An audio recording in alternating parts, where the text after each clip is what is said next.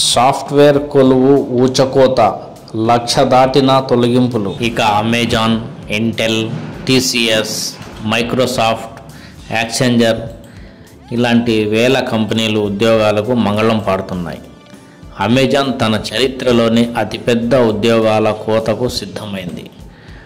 Operations, HR విభాగాల్లోని 14,000 corporate ఉద్యోగాలు సహా మొత్తం 30,000 మందిని తొలగిస్తుంది.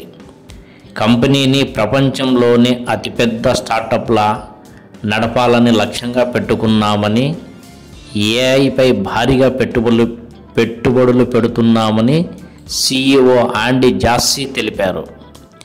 చీఫ్ మేకర్ ఇంటెల్ కూడా 24,000 ఉద్యోగాలను, అంటే మొత్తం సిబ్బందిలో 22% తగ్గించింది.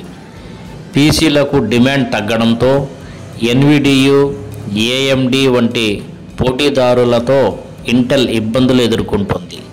ఖర్చులను తగ్గించుకునేందుకు ఈ నిర్ణయం తీసుకుంది. భారత ఐటీ దిగ్గజం టీసీఎస్ సైతం తన చరిత్రలోని అత్యంత భారీ ఉద్యోగాల కోతను ప్రకటించింది. సెప్టెంబర్ 2025తో ముగిసిన త్రైమాసికంలో 19,755 మందిని తొలగించింది. దీంతో కంపెనీ ఉద్యోగుల సంఖ్య 2022 తర్వాత మొదటిసారిగా 6 లక్షల దిగువకు చేరింది. ఏఐ ఆధారిత ఆటోమేషన్పై దృష్టి సారించడమే కారణం. యాక్సెంజర్, మైక్రోసాఫ్ట్ కూడా వేలాది మందిని తొలగించాయి.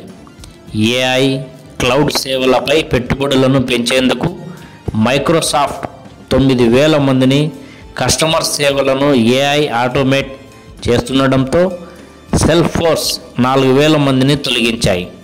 సిస్కో, గూగుల్, మెటా, ఒరాకిల్ కూడా ఏఐని కేంద్రంగా చేసుకొని పునర్వ్యవస్థీకరణలో భాగంగా ఉద్యోగులను తగ్గించాయి. ఈ లేఆఫ్స్ ట్రెండ్ కేవలం టెక్ కంపెనీలకే పరిమితం కాలేదు. ఓవైపు కంపెనీలు ఏఐ టూల్స్పై బిలియన్ల కొద్దీ డాలర్ల పెట్టుబడి పెడుతుండగా, మరోవైపు సాంప్రదాయ ఉద్యోగాలను తగ్గించుకోవాల్సి వస్తుండడం టెక్ రంగంలో కొత్త సవాలుగా మారింది.